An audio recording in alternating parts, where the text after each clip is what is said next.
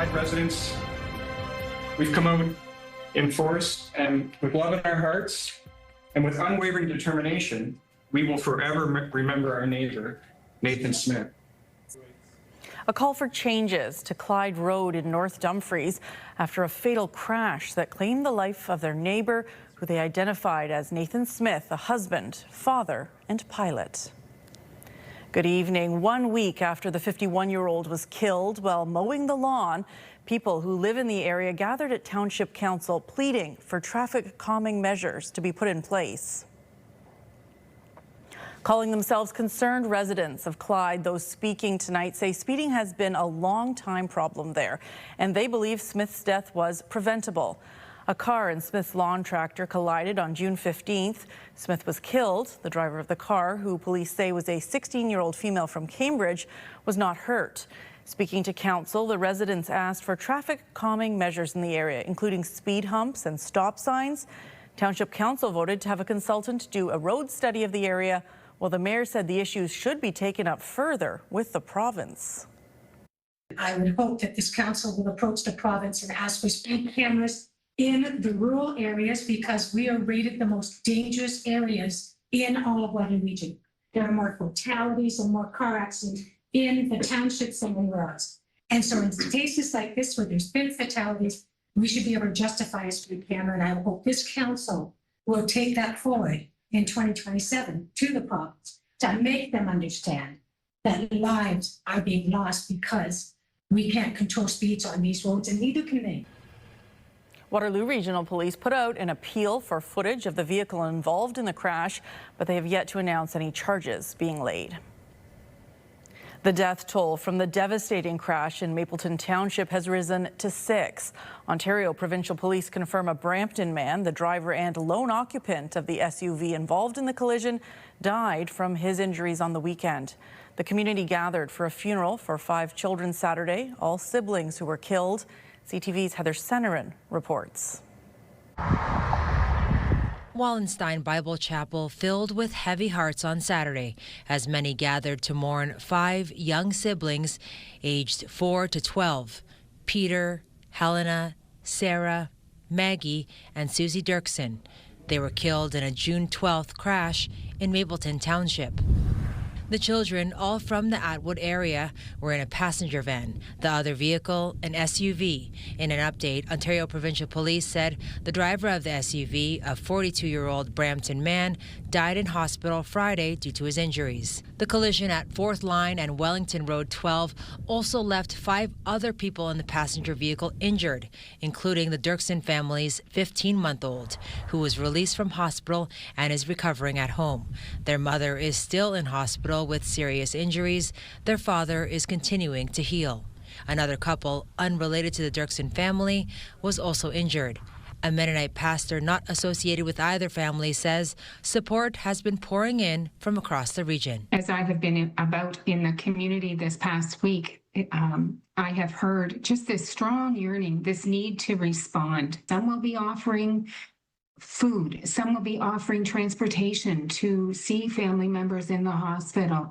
Others, it is a spiritual resource of prayer. As OPP continue to investigate what happened, the community is looking to honor the lives lost. We need to be together in the midst of tragedy and trauma. Anyone with information or dashcam footage is asked to come forward to police. Heather Senerin, CTV News. A man has pleaded guilty in connection with a collision that killed a toddler at a Richmond Hill daycare last year. 70-year-old Vinay Kumar Gupta pleaded guilty to 1 count of dangerous operation causing death and 2 counts of dangerous driving causing bodily harm. The crash happened last September, killing a 1.5-year-old boy and hurting several other children and 3 employees. Court heard Gupta was attempting to park and press the accelerator, thinking it was the brake.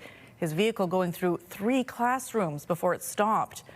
He's set to be sentenced in September. The crash led the Ontario government to change parking rules at childcare centres, no longer allowing cars in spots next to the building. The true cost of homelessness is once again front and center in Waterloo Region.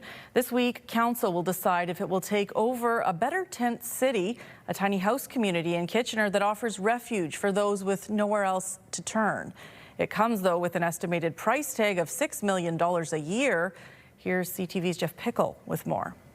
Over the course of 6 years, a Better Tent City has been home to those with no place to turn. And I have people's stuff that I store there. During that time, it's also been home for co-founder Nadine Green. And I'm also the living site coordinator. I have lived here for 6 years, so I've been living here since 2020. But soon that may change. Last month, the board at a Better Tent City said they were in desperate need of help, and without intervention from the region, they would be forced to close. This Wednesday, Regional Council is getting a first look at what it will mean for them financially. According to a staff report, it will mean a total operating cost of $5.76 million, $2.9 million to actually run the site, and an additional $2.8 million to redirect the many visitors who use the facility and to help fund supportive housing. The transition would also likely mean the end to the open doors policy that guides a Better Tent City. So how we do things here at a Better Tent City, we're kind of like the emergency room where people can come in and get help. With a total of 42 tiny homes, the number of people on site can double with the number of visitors. They don't have to call First Connect. They don't have to call anyone. They come in and they can get help. They stay if they want to stay, leave if they're leaving. Green says their relaxed rules is a key to success and is worried regional oversight will turn people away. That's what makes it work, and that's what makes it work for so long, because we're not government run and we can help a lot of people. Not to say that the government is not helping, but their model is different. In addition to the nearly $6 million operating costs, the report says they will need an additional $2.5 million for one-time funding for repairs.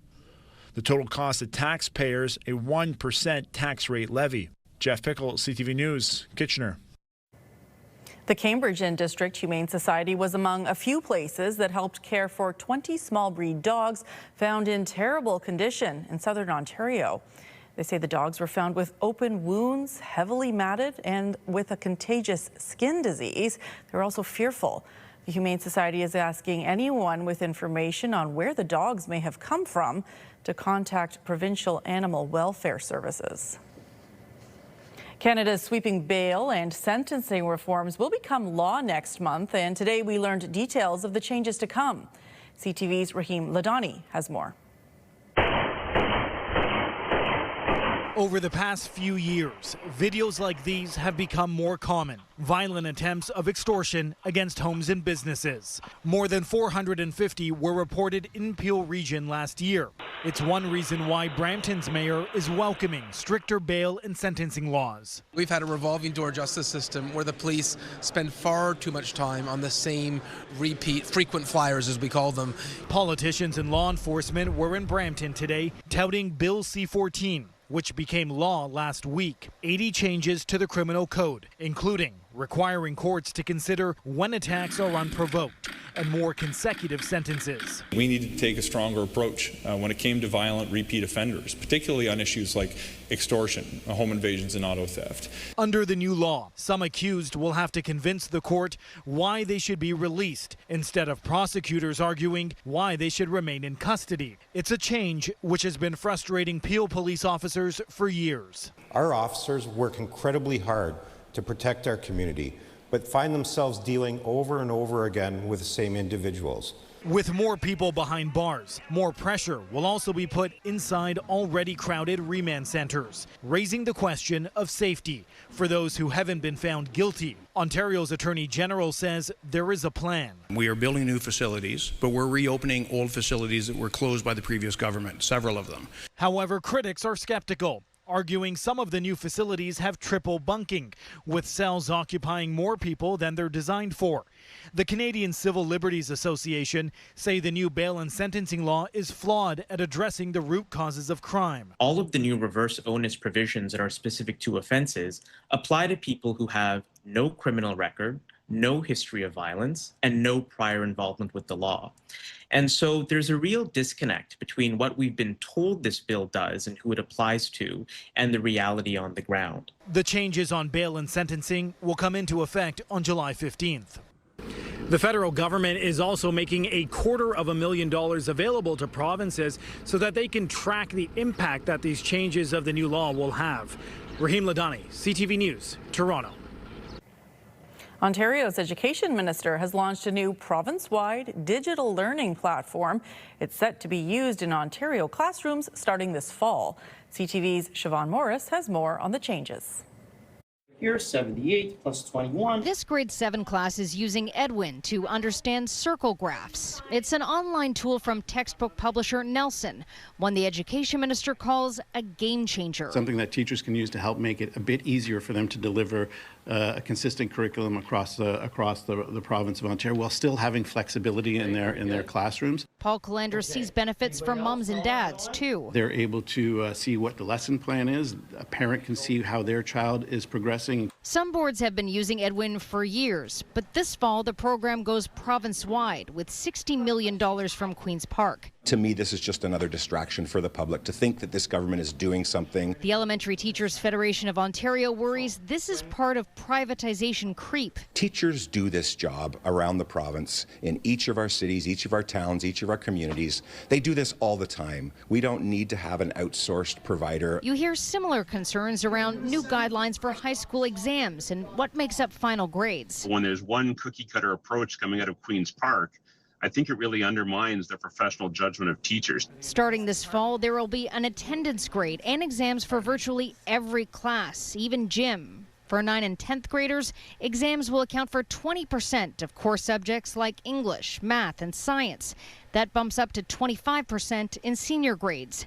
Educators point out some students may not pursue post-secondary education. And so the wisdom of subjecting them to a 90-minute or 2-hour exam really escapes me.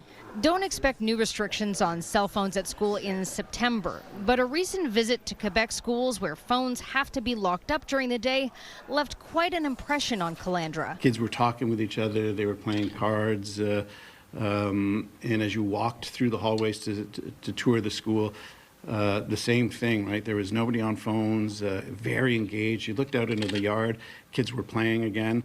He needs more time to talk with educators, school board leaders. But I think we'll be coming out with something soon.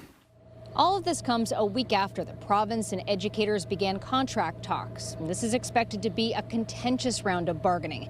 Teachers are pushing for smaller class sizes and more funding to address issues like school violence. Siobhan Morris, CTV News. Still ahead on CTV News, support for stroke survivors from those who know what it's like. Just to let them know that there are people out there that have been through what they're going through. Brantford General Hospital welcomes a program that brings connection and hope during a difficult time. Karis Map has that story after the break. Turning now to our satellite and radar, and we are expecting some fog patches to start to develop as we get closer to midnight. Our overnight low dipping down to 9 degrees, back in the single digits at night. But there are lots of double-digit days ahead. So here are some current temperatures in southwestern Ontario. It is 15 in Barrie, 12 in Peterborough, 14 in Toronto, as well as Hamilton. In London, it's 17. Here in Kitchener and Waterloo, 13. And here's a look at the Grand River in Cambridge this afternoon. Some ducks enjoying the sunshine that arrived for the latter half of the day. They probably enjoyed the rain we started the day with as well. CTV News continues in 2 minutes. Stay with us.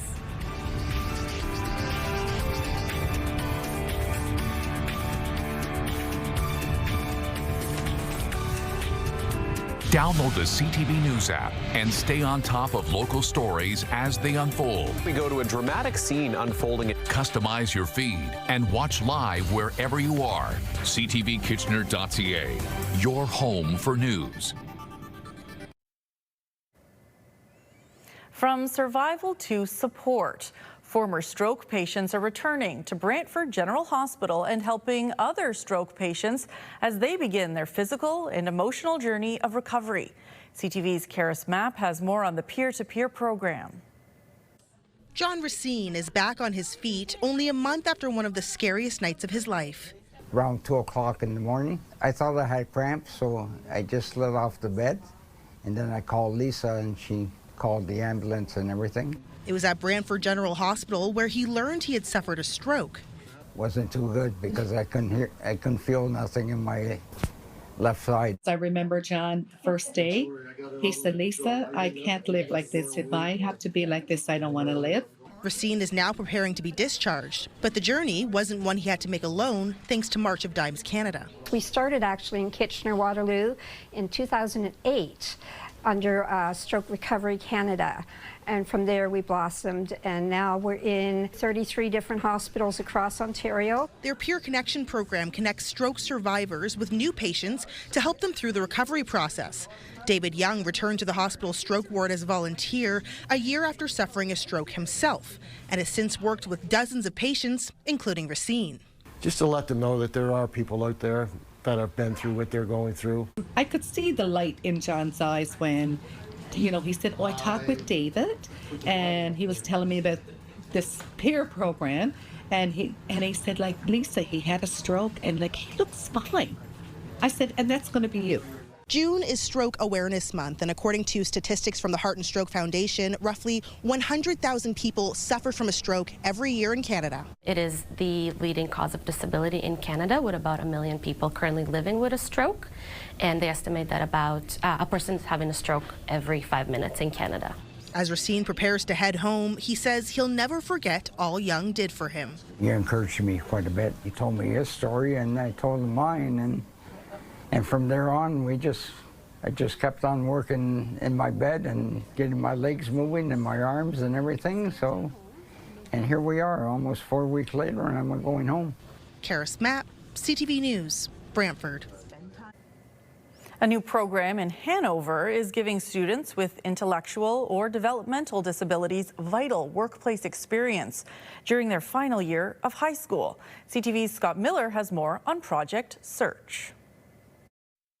Gord McDougall has been spending his final year of high school at the Hanover and District Hospital, learning skills that will help him when he soon enters the real world. I'm in the dietary doing the breakfast trays for the patients for tomorrow. I just finished doing the water in those teacups for them recently. McDougall is one of 5 Grey Bruce students with intellectual or developmental disabilities who spent grade 12 interning at the Hanover Hospital. They've experienced every part of the facility, working in departments like dietary, maintenance, administration, lab, and pharmacy. The program itself is essentially a transition to work program. So students in their last year of high school that have cognitive and developmental disabilities have the opportunity to gain needed skills to help them be competitive in the workplace when they're applying for jobs. Where they started with their skills very entry level, and once they've accomplished those skills, they want more.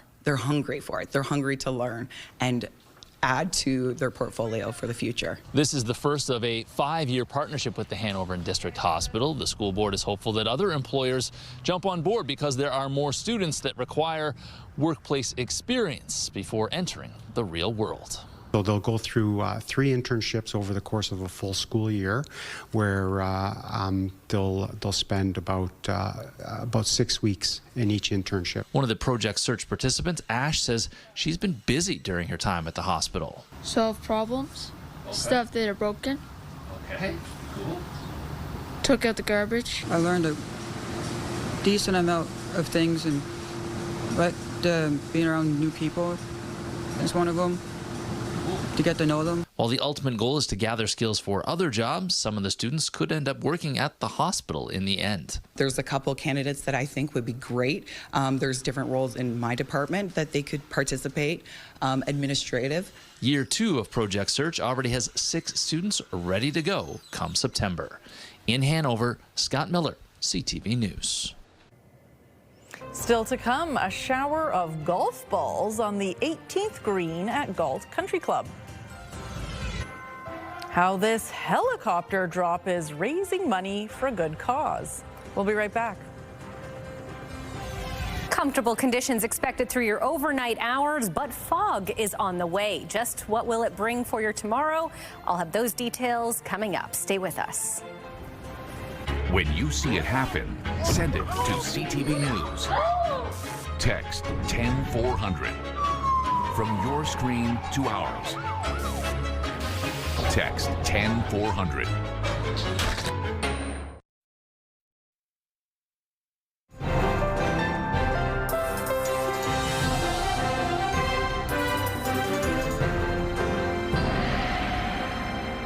Here's a shot from earlier tonight as the sun was going down, casting a beautiful golden glow on our studios here in the Sports World area of Kitchener. We started the day with some rain, but then the sun came out, and as you can see, it stuck around for the remainder of the day. Tomorrow is looking bright and warm, but you will probably need the umbrella later in the week. Here's Ashley Bacon with a look at the long-range forecast.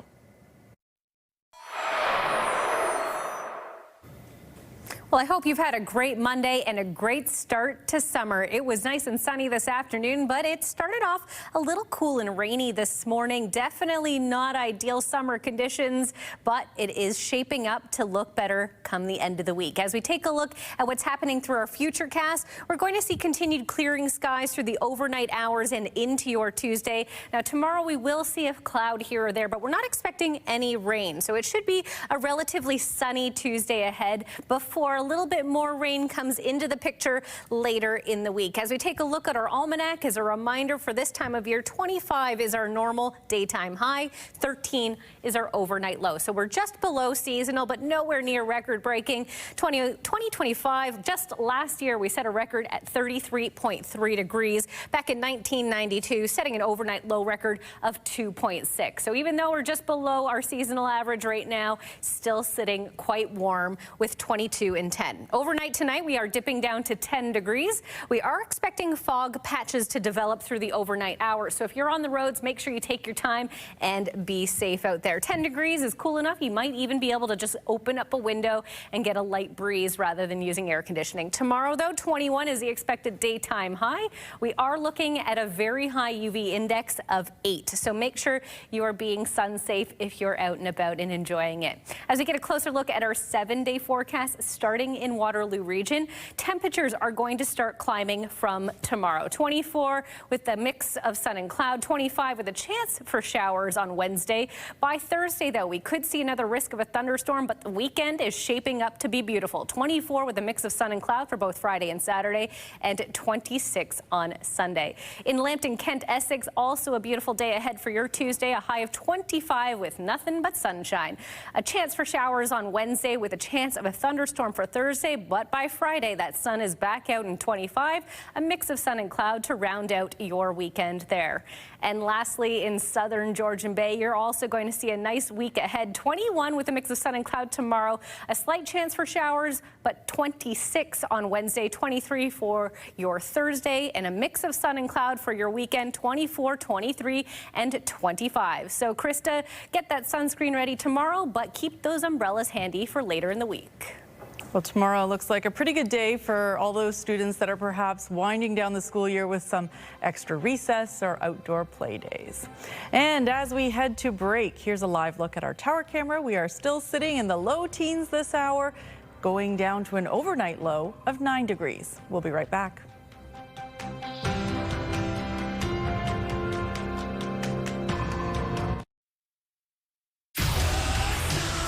KW's Bounce 99.5 has the music you just can't quit. Listen all summer for your chance to win. Turn the lights off, carry me home. With Bounce to your backyard. Finally, for us tonight, one lucky person may have scored a hole-in-one in Cambridge this afternoon without ever teeing off. It all started with dozens of golf balls being dropped from a helicopter onto the 18th green at the Galt Country Club.